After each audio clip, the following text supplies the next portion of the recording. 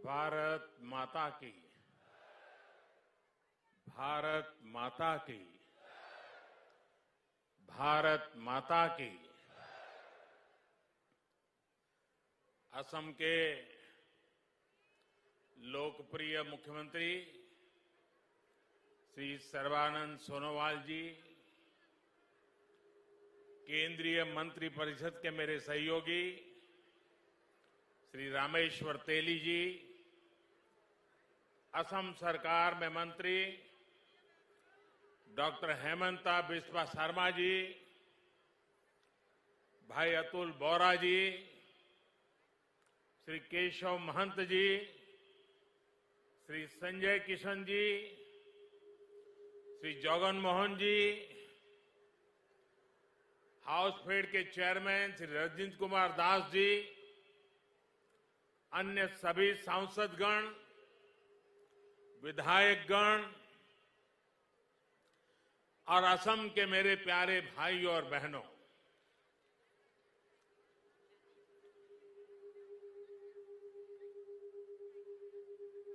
ये जरा माइक ठीक करिए भाई, बीच बीच में आवाज आ रही है।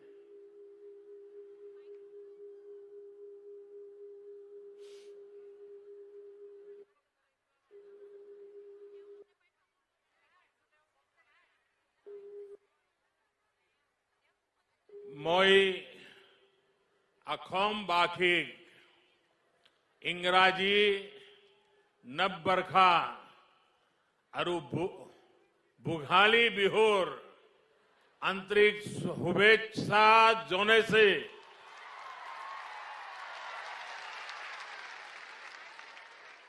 अही बालोगिया दिनबुर होकेलुरे बाबे हक अरो हमरी धीरे पूर्णा हक। साथियों, असम के लोगों का ये आशीर्वाद, आपकी ये आत्मीयता मेरे लिए बहुत बड़ा सौभाग्य है। आपका ये प्रेम, ये स्नेह मुझे बार बार आसाम ले आता है। बीते वर्षों में अनेकों बार मुझे असम के अलग अलग हिस्सों में आने का, असम के भाई बहनों से बातचीत करने और विकास के कामों से जुड़ने का अवसर मिला है।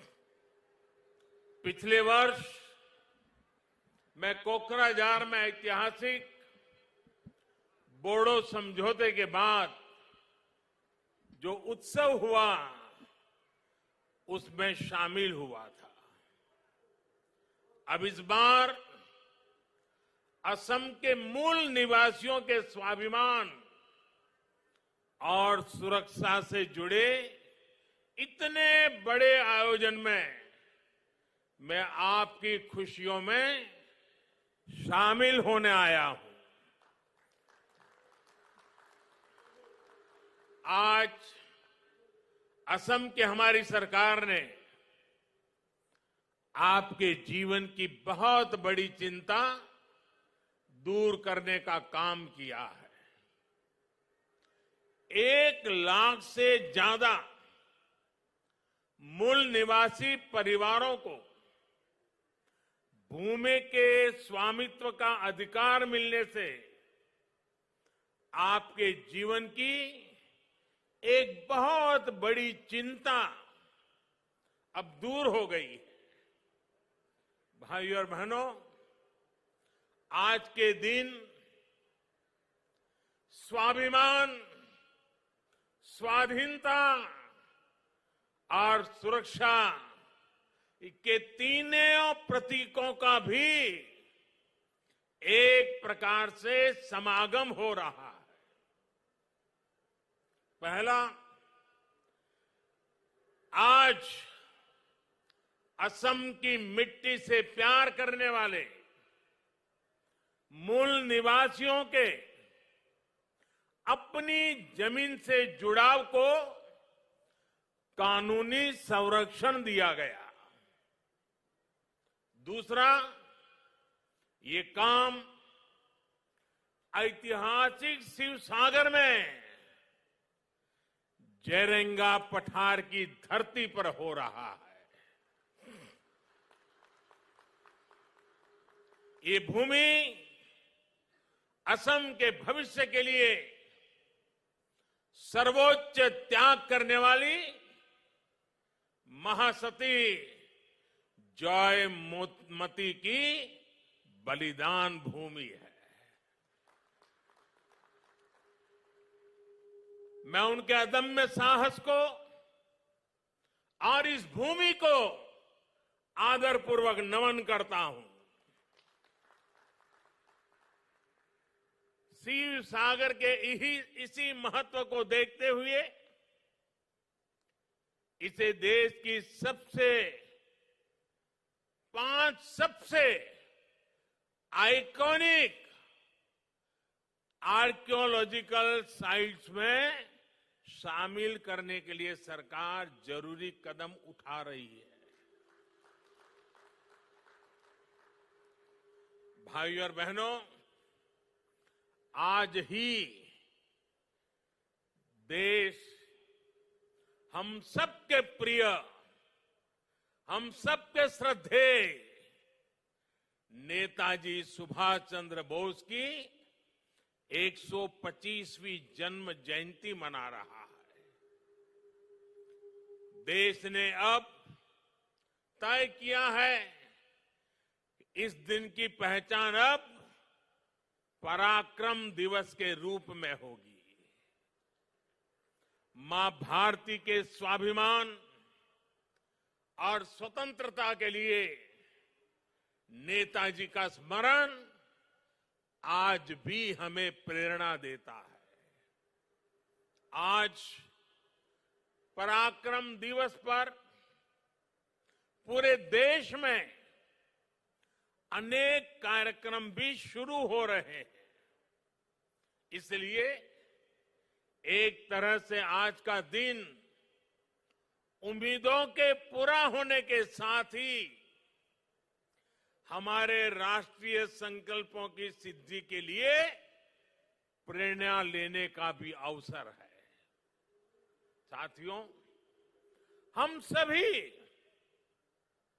एक ऐसी संस्कृति के ध्वजवाहक हैं जहां हमारी धरती, हमारी जमीन सिर्फ घास, मिट्टी, पत्थर के रूप में नहीं देखी जाती। धरती हमारे लिए माता का रूप है। असम की महान संतान भारत रत्न भूपेन हजारिका ने कहा था, ओ मोर धरित्री आई, ओ मोर धरित्री आई, चोरो नोटे डीबा थाई, खोतियो कोर निस्तार नाई, माटी बीने ओहो हाई। यानी है धरती माता, मुझे अपने चरणों में जगह दीजिए। आपके बिना खेती करने वाला क्या करेगा? मिट्टी के बिना वो असहाय होगा। साथियों, ये दुखद है कि आजादी के इतने वर्षों बाद भी असम में लाखों ऐसे परिवार रहे जिन्हें किसी न किसी वजह से अपनी जमीन पर कानूनी अधिकार नहीं मिल पाया। इस वजह से विशेष तौर पर आदिवासी क्षेत्रों की एक बहुत बड़ी आबादी भूमिहीन रह गई। उनकी आजीविका पर लगातार संकट बना रहा। असम में जब हमारी सरकार बनी, तो उस समय भी यहां करीब करीब 6 लाख मूल निवासी परिवार ऐसे थे जिनके पास जमीन के कानूनी कागज नहीं थे। पहले की सरकारों में आपकी ये चिंता उनकी प्राथमिकता में ही नहीं थी, लेकिन सर्बानंद सोनोवाल जी उनके नेतृत्व में यहां की सरकार ने आपकी इस चिंता को दूर करने के लिए गंभीरता के साथ काम किया। आज असम के मूल निवासियों की भाषा और संस्कृति की संरक्षण के साथ साथ भूमि से जुड़े उनके अधिकारों को सुरक्षित करने पर भी विशेष जोर दिया जा रहा है। 2019 में जो नई लैंड पॉलिसी बनाई गई है वो यहां की सरकार की प्रतिबद्धता को दिखाता है। इन्हीं प्रयासों का परिणाम है कि बीते सालों में 2.25 लाख से ज्यादा मूल निवासी परिवारों को भूमि के पट्टे सौंपे जा चुके हैं। अब इसमें 1 लाख से ज्यादा परिवार और जुड़ जाएंगे। लक्ष्य ये है कि असम के ऐसे हर परिवार को जमीन पर कानूनी हक जल्द से जल्द मिल सके। भाइयों और बहनों, जमीन का पट्टा मिलने से मूल निवासियों की लंबी मांग तो पूरी हुई है, इससे लाखों लोगों का जीवन स्तर बेहतर होने का रास्ता भी बना है। अब इनको केंद्र और राज्य सरकार की दूसरी अनेक योजनाओं का लाभ मिलना भी सुनिश्चित हुआ है, जिनसे हमारे ये साथी वंचित थे। अब ये साथी भी असम के उन लाखों किसान परिवारों में शामिल हो जाएंगे जिनको पीएम किसान सम्मान निधि के तहत हजारों रुपयों की मदद सीधी बैंक खाते में भेजी जा रही है। अब इनको भी किसान क्रेडिट कार्ड, फसल बीमा योजना और किसानों के लिए लागू दूसरी योजनाओं का लाभ मिल सकेगा।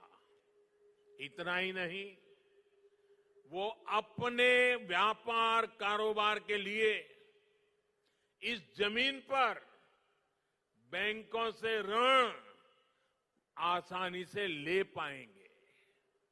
भाइयों और बहनों, असम की लगभग 70 छोटी बड़ी जनजातियों को सामाजिक संरक्षण देते हुए उनका तेज विकास हमारी सरकार की प्रतिबद्धता रही है।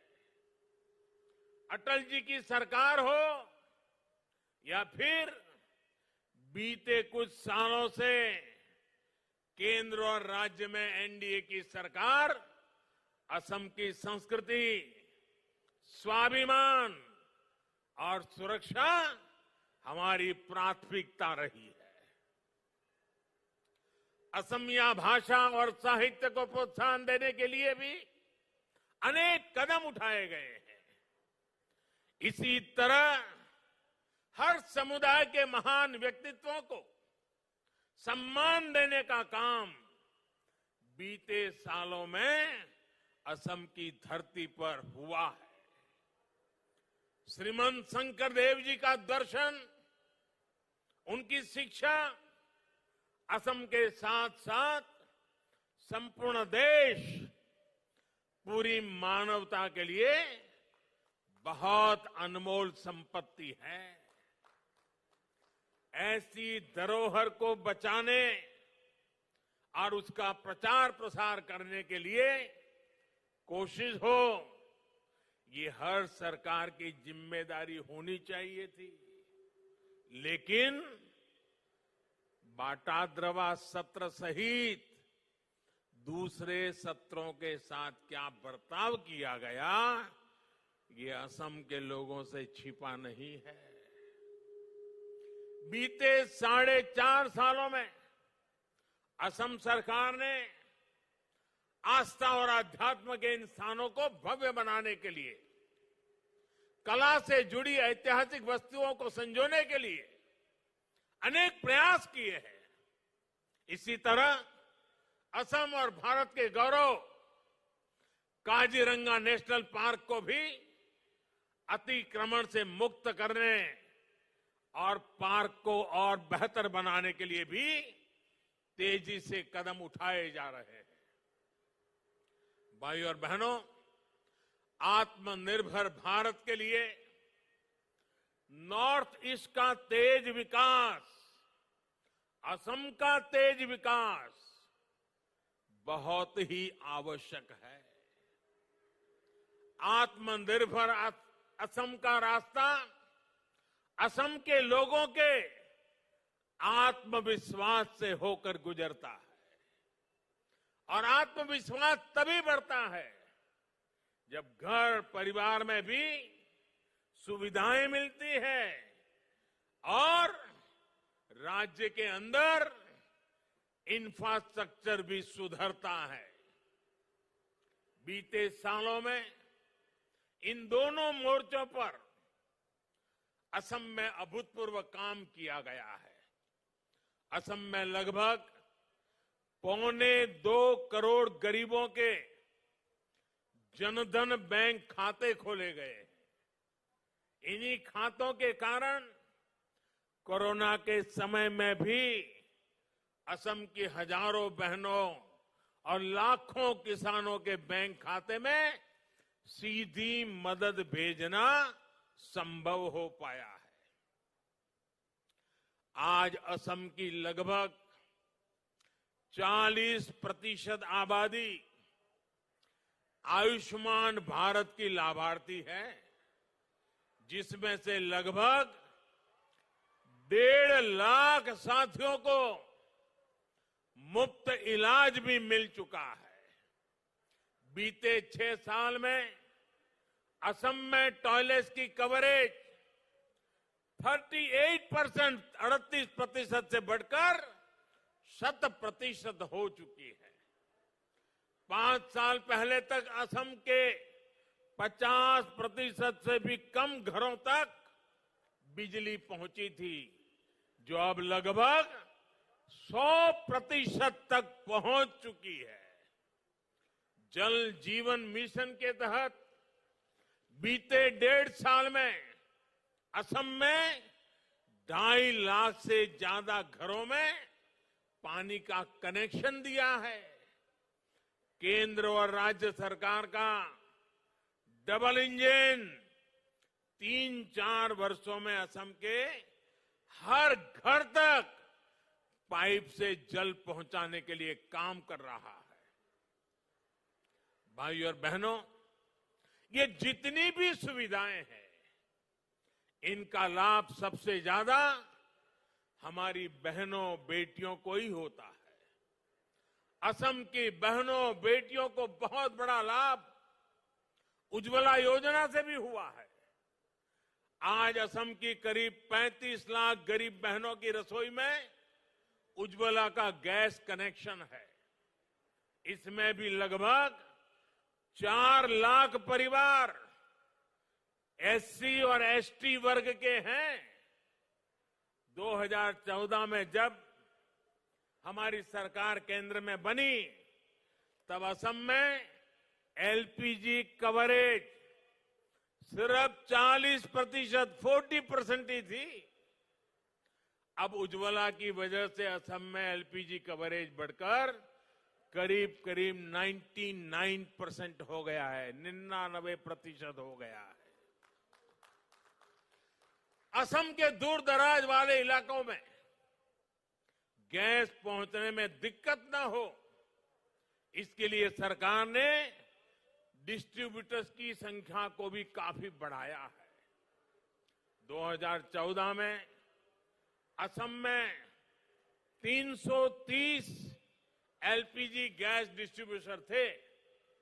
अब आज इनकी संख्या 575 से भी ज्यादा हो गई है। हमने देखा है कि कैसे उज्ज्वला ने कोरोना के समय में भी लोगों की मदद की है। इस दौरान असम में 50 लाख से ज्यादा मुफ्त गैस सिलेंडर उज्ज्वला के लाभार्थियों को दिए गए हैं। यानी उज्ज्वला योजना से असम की बहनों का जीवन भी आसान हुआ है और इसके लिए जो सैकड़ों नए डिस्ट्रीब्यूशन सेंटर बने हैं, उससे अनेक युवाओं को रोजगार भी मिल रहा है।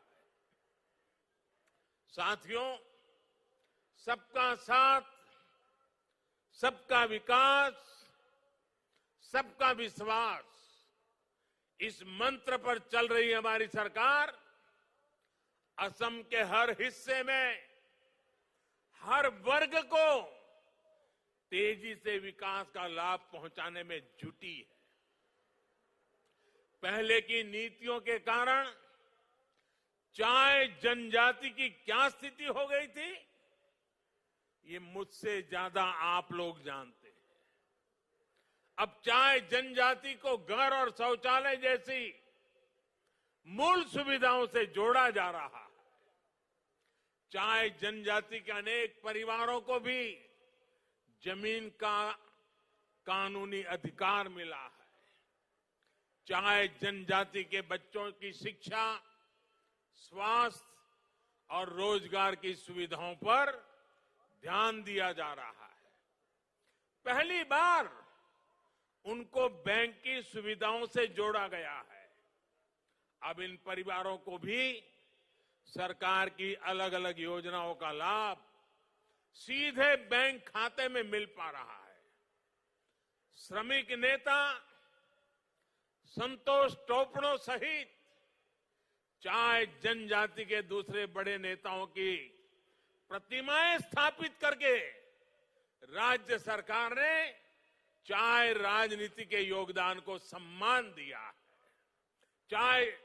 चाय जनजाति के सम्मान दिया है। साथियों, असम के हर क्षेत्र की, हर जनजाति को साथ लेकर चलने की इसी नीति से आज असम शांति और प्रगति के मार्ग पर चल पड़ा है। ऐतिहासिक बोडो समझौते से अब असम का एक बहुत बड़ा हिस्सा शांति और विकास के मार्ग पर लौट आया है। समझौते के बाद हाल में बोडोलैंड टेरिटोरियल काउंसिल के पहले चुनाव हुए, प्रतिनिधि चुने गए। मुझे विश्वास है कि अब बोडो टेरिटोरियल काउंसिल विकास और विश्वास के नए प्रतिमान स्थापित करेगी। भाइयों और बहनों, आज हमारी सरकार असम की जरूरतों की पहचान करके हर जरूरी प्रोजेक्ट पर तेजी से काम कर रही है। बीते 6 सालों से असम सहित पूरे नॉर्थ ईस्ट की कनेक्टिविटी और दूसरे इंफ्रास्ट्रक्चर का अभूतपूर्व विस्तार भी हो रहा है, आधुनिक भी हो रहा है। आज असम और नॉर्थ ईस्ट भारत की एक्ट ईस्ट पॉलिसी पूर्वी एशियाई देशों के साथ हमारा कनेक्ट बढ़ा रही है। बेहतर इंफ्रास्ट्रक्चर के कारण ही असम आत्मनिर्भर भारत के एक महत्वपूर्ण सेक्टर के रूप में विकसित हो रहा है। बीते सालों में असम के गांवों में करीब 11,000 किलोमीटर सड़कें बनाई गई है।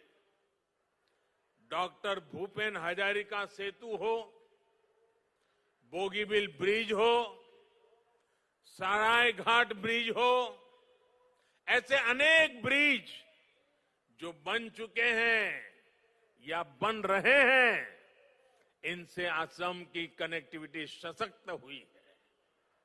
अब नॉर्थ ईस्ट और असम के लोगों को आने जाने के लिए लंबे मार्ग से और जीवन को खतरे में डालने की मजबूरी से मुक्ति मिल रही है। इसके अलावा जलमार्गों से बांग्लादेश, नेपाल, भूटान और म्यांमार के साथ कनेक्टिविटी पर भी फोकस किया जा रहा है।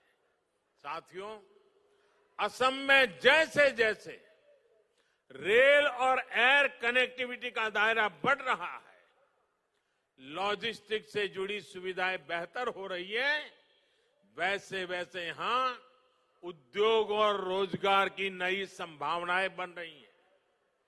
लोकप्रिय गोपीनाथ बोरदोलोई इंटरनेशनल एयरपोर्ट में आधुनिक टर्मिनल और कस्टम क्लियरेंस सेंटर का निर्माण हो, कोकराझार में रूपसी एयरपोर्ट का आधुनिकीकरण हो, बोंगई गांव में मल्टी मॉडल लॉजिस्टिक हब का निर्माण हो, ऐसी सुविधाओं से ही असम में औद्योगिक विकास को नया बल मिलने वाला है। भाइयों और बहनों, आज जब देश गैस बेस्ड इकोनॉमी की तरफ तेजी से आगे बढ़ रहा है, तो असम भी इस अभियान का एक अहम साझीदार है। असम में तेल और गैस से जुड़े इंफ्रास्ट्रक्चर पर बीते वर्षों में 40,000 करोड़ रुपए से अधिक का निवेश किया गया है। गुवाहाटी बरौनी गैस पाइपलाइन से नॉर्थ ईस्ट और पूर्वी भारत की गैस कनेक्टिविटी मजबूत होने वाली है और असम में रोजगार के नए अवसर बनने वाले हैं। नुमालीगढ़ रिफाइनरी का विस्तारीकरण करने के साथ साथ वहां अब बायो रिफाइनरी की सुविधा भी जोड़ी गई है। इससे तेल और गैस के साथ साथ असम इथेनॉल जैसा बायोफ्यूल बनाने वाला देश का मुख्य राज्य बनने वाला है। भाइयों और बहनों, असम जब स्वास्थ्य और शिक्षा के हब के रूप में भी विकसित हो रहा है, एम्स और इंडियन एग्रीकल्चर रिसर्च इंस्टीट्यूट जैसे संस्थान बनने से असम के युवाओं को आधुनिक शिक्षा के नए अवसर मिलने वाले। जिस तरह से असम ने कोरोना महामारी को हैंडल किया है, वो भी प्रशंसनीय है। मैं असम की जनता के साथ ही सोनोवाल जी, हेमंता जी और उनकी टीम को विशेष रूप से बधाई देता हूं। मुझे विश्वास है कि असम अब टीकाकरण के अभियान को भी सफलता के साथ आगे बढ़ाएगा।